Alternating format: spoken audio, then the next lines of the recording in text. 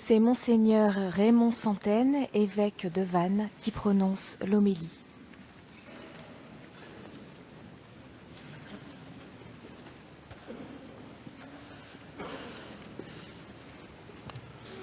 Chers frères et sœurs, les lectures de ce 8e dimanche du temps ordinaire nous plongent au cœur même de notre démarche jubilaire. Elles illustrent la vie de saint Vincent Ferrier et nous montrent comment marcher sur ses traces dans notre désir de devenir à sa suite et comme lui des disciples missionnaires.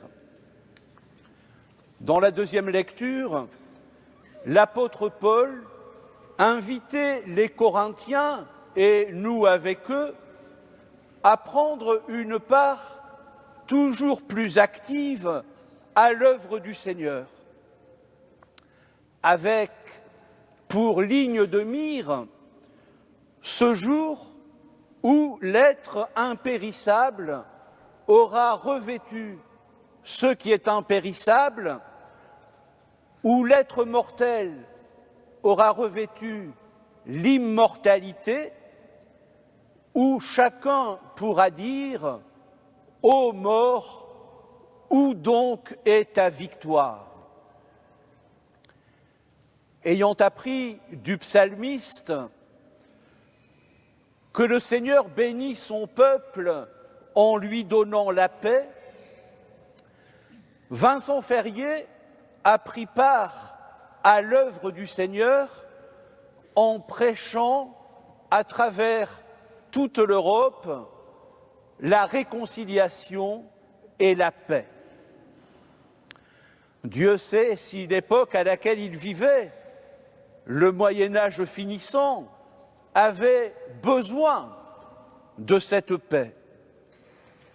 Outre les luttes fratricides alimentées par les rivalités féodales, la chrétienté occidentale, dont la population venait d'être décimée par la peste noire, était déchirée politiquement par la guerre de Cent Ans et religieusement par le grand schisme qui avait fait coexister 2 puis 3 papes avec chacun ses partisans.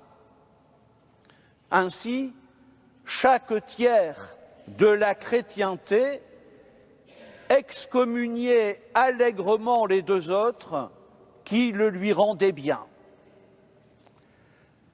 Après avoir mesuré l'inefficacité de son rôle diplomatique au service du pape d'Avignon, dont il était le conseiller et l'ami, Vincent Ferrier se lance à corps perdu dans une prédication itinérante qui le conduira des rives ensoleillées de la Méditerranée jusqu'en Bretagne, où il mourra d'épuisement à Vannes le 5 avril 1419, au retour d'une ambassade en demi-teinte auprès du roi d'Angleterre.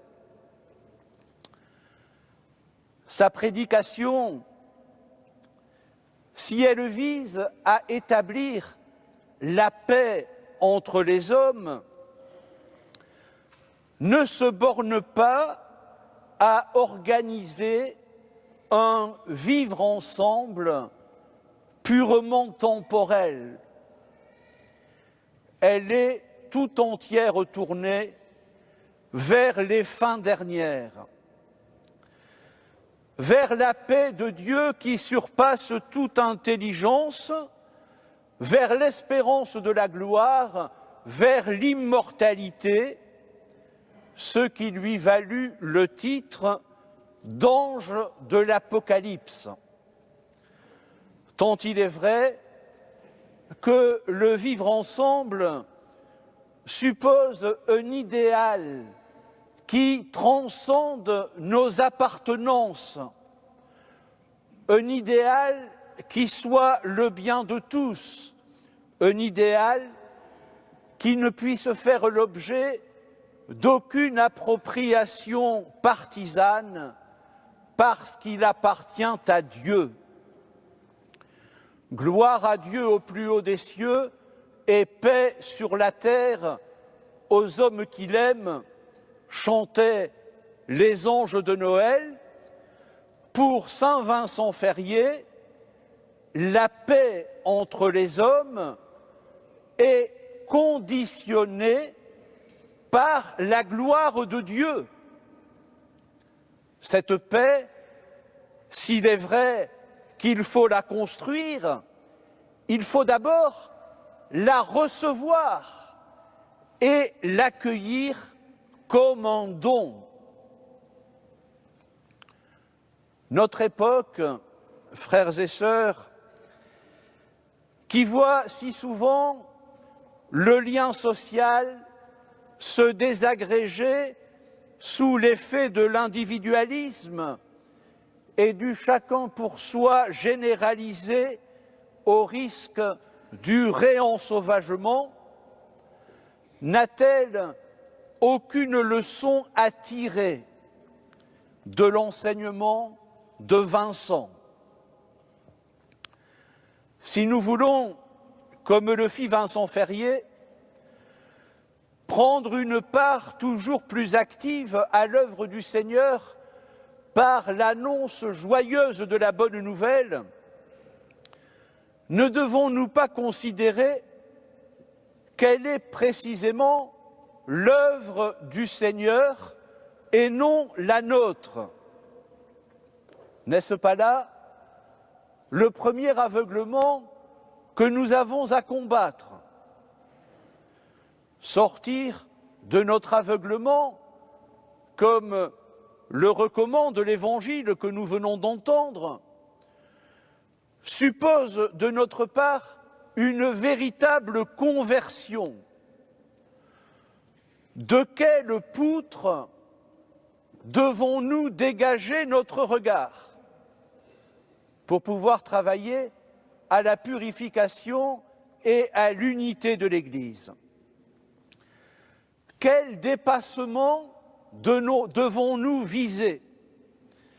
À quel renoncement devons-nous consentir? Mercredi prochain, nous entrerons en carême, temps de conversion, temps de ressourcement, temps de remise en perspective, pour que, dans l'annonce de l'Évangile, nous ne confondions pas l'efficacité humaine des moyens et la fécondité divine du message. Demandons au Seigneur qu'il convertisse notre cœur, qu'il clarifie notre regard, afin que nous portions de bons fruits et, à l'image de saint Vincent Ferrier, dont nous célébrons le 6e centenaire, des fruits qui demeurent. Au nom du Père et du Fils et du Saint-Esprit. Amen.